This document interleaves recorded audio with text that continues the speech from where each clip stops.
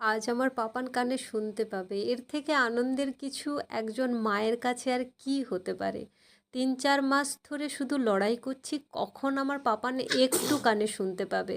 কিন্তু সরকারি প্রসেসে এখনও সেটা হয়ে উঠল না। এখনও ২ থেকে ৩ মাস সময় লাগবে ওর সরকারি প্রসেসে মেশিন পাওয়ার জন্য। তাই ভাবলাম প্রাইভেটে লাগিয়ে নেই। তো আজকে ক্লিনিকে নিয়ে গেছিলাম, ডাক্তারবাবু দেখে ওর কানের মাপ নিয়ে আজকে ওকে মেশিন পরাবে। সত্যি বলছি, মানে কী যে পরিশ্রম করেছি বাচ্চাটাকে কানে শোনানোর জন্য।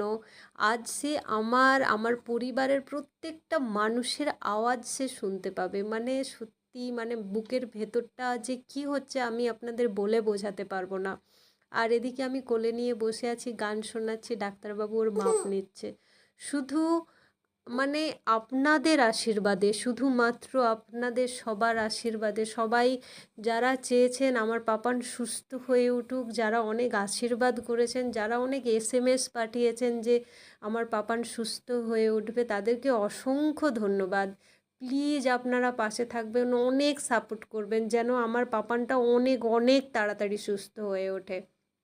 আর সত্যি বলছি, মানে বাচ্চা মেয়েটার শুধু কানে শোনার লড়াই না, বাচ্চা মেয়েটার উঠে উঠে বসার লড়াই, দাঁড়াতে পারবে কি না তার লড়াই, চলতে পারবে কি না তার লড়াই, দুটো কথা বলতে পারবে কি না তার লড়াই।